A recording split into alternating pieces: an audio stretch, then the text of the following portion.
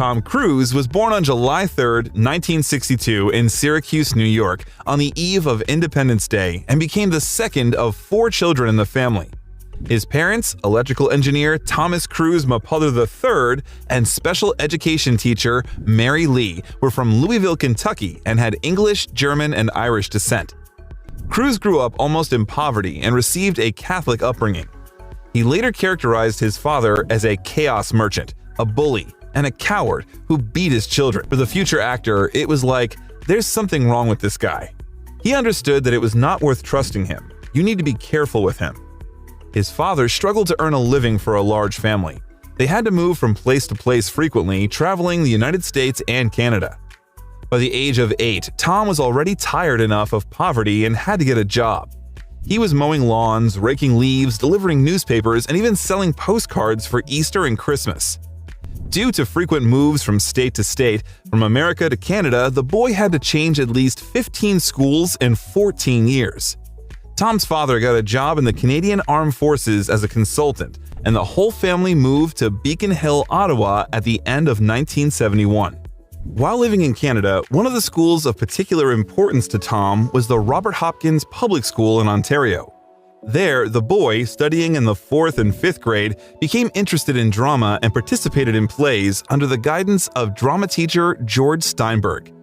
One day, Cruise and 6 other boys staged an impromptu piece to music called It at the Carleton Elementary School Drama Festival. Val Wright, who was the organizer and was in the hall, said that the movement and improvisation were excellent. It was a classic ensemble piece. A bit later, after another move, Cruise studied in the 6th grade at Henry Monroe Middle School in Ottawa. In the same year, his mother left his father and took the children back to the United States. Later in 1978, she married Jack South.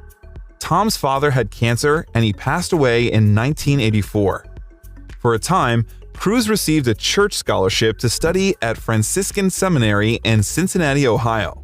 It was that seminary that influenced the actor's desire to become a Catholic Franciscan priest. However, he was expelled from the seminary for drunkenness and passion for acting. During that period, he decided to give up religious studies in his late teens. In high school, Tom played football for the university team as a midfielder, but after an incident with being caught drinking beer before the game, he was off the team. At that time, Cruise had such extremes in his life. In one interview, the actor recalled how he constantly quit jobs or was fired because he was bored. Tom has never lived in one place for a long time. His whole life consists of moving. He always packed up and moved, staying in Canada, Kentucky, Jersey, St. Louis. All that was useful because he was constantly learning a new accent, finding himself in a different surrounding. Tom's last school was Glen Ridge High School in New Jersey, where he again participated in school plays and starred in a school production of Guys and Dolls. The actor graduated from the senior class in 1980 and finally breathed a sigh of relief. After graduating from high school, Tom Cruise decided to develop his acting career and, with the blessing of his mother and stepfather, arrived in New York. At first, he tried to survive by waiting tables in a restaurant. In his spare time, he regularly had acting auditions. After working as a waiter in a restaurant, Tom went to Los Angeles to try himself on television. And pretty soon, all his efforts paid off. Tom signed a contract with the CAA and got a small role in the 1981 film Endless Love, based on the novel by Scott Spencer. In the same year, he played the main supporting role of a crazy student of the military academy in the film Taps. The appearance in Endless Love gave the actor invitations to other minor roles. Therefore, Cruise became part of the cast in an adaptation of the dramatic novel by S.E. Hinton, The Outsiders, directed by Francis Ford Coppola. He also appeared in the film All the Right Moves. It was difficult not to notice the promising potential of the young actor. At the start of his career, Tom had several relationships with women. In the early mid-1980s, the actor had a romance with Rebecca De Mornay, Patty Scialfa, and even Cher. But he put all his efforts into his work.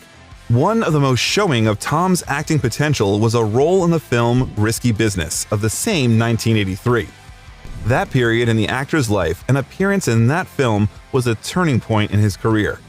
The film was rated by Rotten Tomatoes as undeniably one of his early best. From that moment on, Cruise's life really started taking off.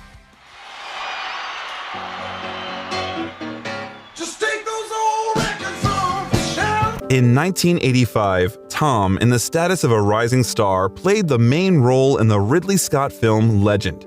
It was an epic adventure in the genre of dark fantasy. He played the role of Jack O' the Green, a green man of the forest. Interestingly, later, Tom would get the name Jack in other films. The actor noted that the name was easy to remember. The film did not receive much audience love, but was nominated for several awards: Oscar, Academy of Science Fiction, Fantasy and Horror Film Saturn Award, as well as several nominations for BAFTA awards.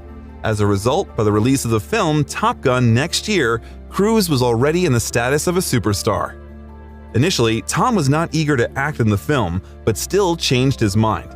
Producer Jerry Bruckheimer told how he managed to convince the actor. So, the Navy take Tom up there and they do 5 Gs. They do barrel rolls, they do everything. He's heaving in the plane. He gets on the tarmac, runs to a payphone, and he said, "I'm in. I'm doing the movie. I love it. This is great." Jerry Bruckheimer. The actor had never ridden a motorcycle before and went to learn at the House of Motorcycles in El Cajon, California. They taught him in the parking lot of their store. Of course, that was not all that Tom had to learn for the film. Next, he took the wheel of a real F-14 and probably soon felt the craving for adrenaline. Today, we know Tom as a real hard worker and one of the few actors who perform their own stunts in films without stuntmen. But back then, in 1986, Tom's adrenaline addiction was just beginning to emerge in the form of a high-speed motorcycle ride that would be with him from movie to movie. It would be fully revealed in 10 years.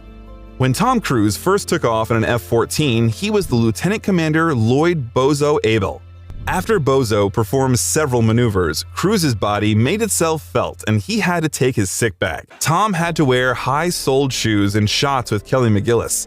Tom Cruise is 5 feet 7 inches or 1.70 meters tall, and McGillis is 5 feet 10 inches or 1.78 meters tall. At least it came in handy for one episode. It was a scene when, after the auto chase, Charlie told Maverick that he didn't want anyone to know that she was falling in love with him. Maverick initially had a phrase that he wanted to say according to the script. However, Tom forgot the phrase and instead improvised by kissing Kelly McGillis. Director Tony Scott liked it so much that he decided not to reshoot anything. The film turned out to be extremely successful. It got $357 million at the box office with a budget of $15 million. During the release, the US Navy installed recruiting booths in movie theaters to try to catch some adrenaline-charged guys leaving the watching. As a result, the level of applicants was the highest in recent years. The popularity of the film led to a 500% increase in the number of recruits wishing to enroll in the aviation program.